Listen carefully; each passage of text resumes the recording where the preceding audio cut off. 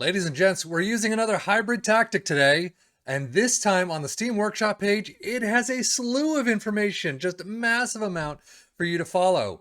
Unfortunately, this is a sim, and yeah, we didn't get to follow any of those instructions, so let's take a look at how it worked out.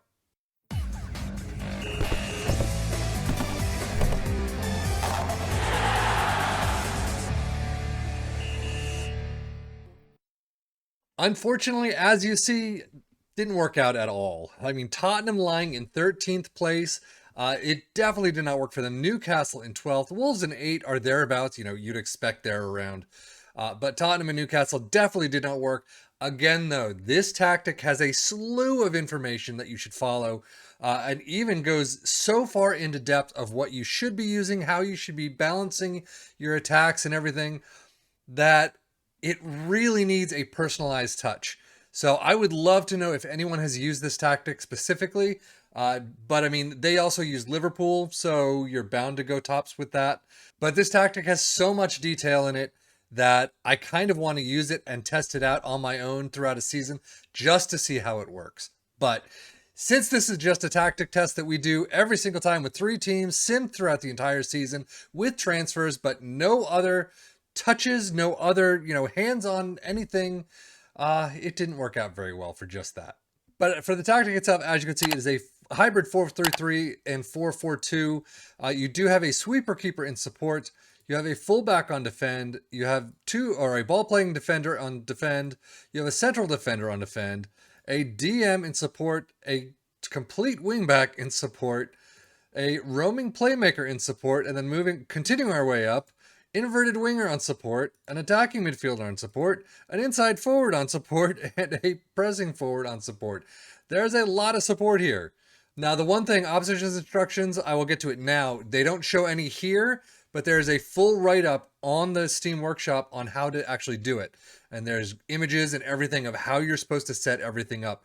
So, while we have nothing in the downloadable tactic, definitely go to the Steam Workshop, link in the description, and you will see everything that you could possibly ever want with this tactic. Try it out, let us know how it goes.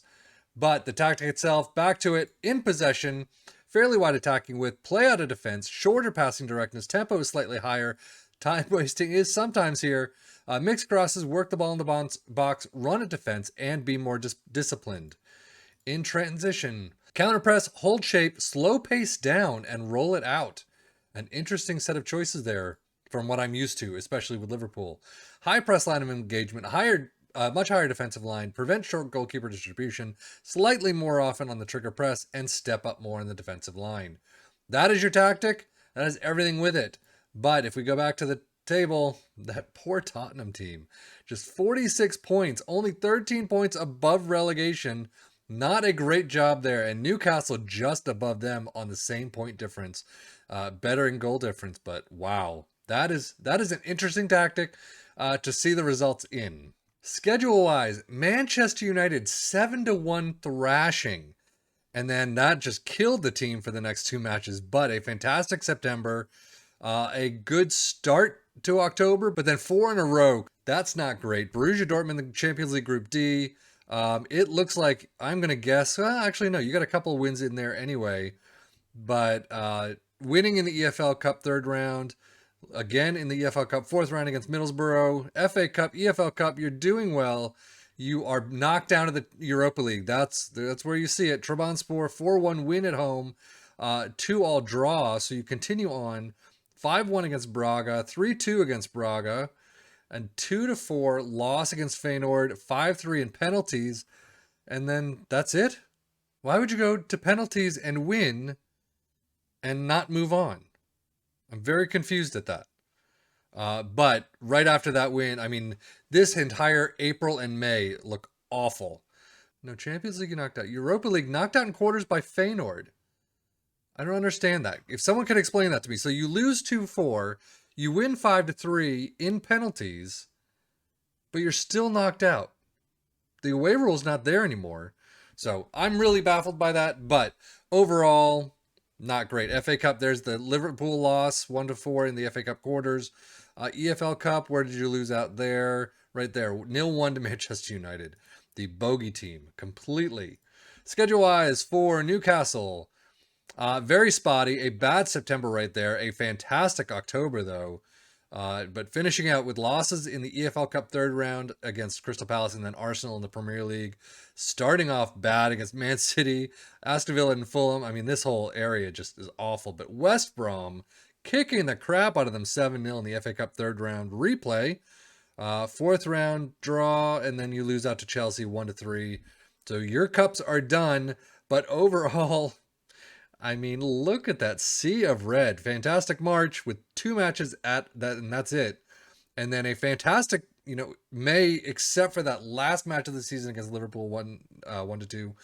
Overall, very spotty. Wolves, however, they are the ones in the lead, and they actually have a much better run. Horrible September again. September's awful for these people. But 1 loss in August, 1 loss in October. Moving on in everything until the second half of the season, losing out the EFL Cup fourth round to Birmingham of all teams, and then it just kicked off a woeful row with 1 win in the FA Cup third round against Crystal Palace, Port Vale, just spotty. I mean, 3 losses in a row right there, 1-7 against Man City in the FA Cup quarters, where you're knocked out. But man, that is awful. And then a just horrific May. So overall, you can tell, I mean, if they had a much better run in the second half of the season, would have finished higher, but sadly not here. Transfer-wise for Wolves, Cedric comes in from Arsenal for 4.8 million, and then Thiago Santos from Estoril Praia. I know they've got him before, but for 1 million. Ruben Neves out yet again, as always. And then Newcastle, transfer-wise, same. Vlachodimos, I apologize, for 13. Malcolm for 41.5. That is an interesting pickup I haven't seen before. Ronnie Edwards from Peterborough, Kvarn Williams we've seen before, and overall, the same things as usual. And then Tottenham, the one with the money.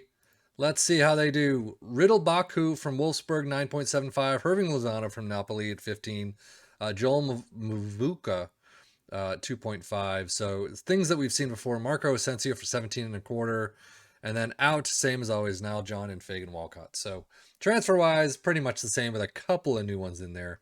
I am disappointed in the transfers. They always seem to target the same people over and over again. Maybe have a change here and there, but overall, it's the same people out, it's the same people in, and it's kind of sad to see. Stats-wise, Wolves in there with 62 goals and tied for 5th most. Fewest shots against Tottenham, 445, so it's much more defensive for them. I mean, they were sitting so far down in the league table. Most possessions, Tottenham and Wolves. Dribbles made, Newcastle with 828 and Wolves with 753. So they're making the runs. But fewest conceded, nobody. Most shutouts, Tottenham in 7th with 11. Tackles won, nobody. Best pass completion, all 3 teams in there. Newcastle all the way at the bottom. Most shots for, Wolves with 455. And then most points per game, Wolves in 8th place. Overall for the players, you got most goals. Raul Jimenez with 24, 2nd in the league. Erling Haaland with 52. I mean, cheat code central right there. Most assists, Pedro Neto, 10th. Tied for 6. Most player of the match awards, you got Alexander Isaac, or is it Ishak? I don't know, but 6 with there. Raul Jimenez was 6. Most dribbles made, San Maximin, Semedo, Lazari, Trippier, and Traore all in there. So a nice grouping in the top 8. So you have 1, 2, 3, 4, 5 players in the top 8. Fewest conceded, Vlachodimos from Greece, obviously. 24 allowed in 15 appearances. Most shutouts, Hugo Lloris with 11. Tackles won, nobody. Key passes, nobody. Most shots, Raul Jimenez with 87. And then we're back to most goals. Starting with Tottenham with the final. Top goal scorer is Son with 21. Average rating is 717 for Son. Most assists for Son, 13. And then most player of the match awards, Basuma with 4. It's funny going Son, Basuma. Then Alexander Isaac. I'm going to screw that up now. Isaac, 16 goals total in all competitions. Average rating is St. Maximin with 711. Most assists with 10 is St. Maximin. And then Alexander Isaac with 6 player of the match awards. And then finishing up with Wolves, you can see Raul Jimenez with 26 goals in all competitions. A fantastic result there. Raul Jimenez with 713. Pedro Neto with 13 assists. And then most player of the match awards, Raul Jimenez with 6.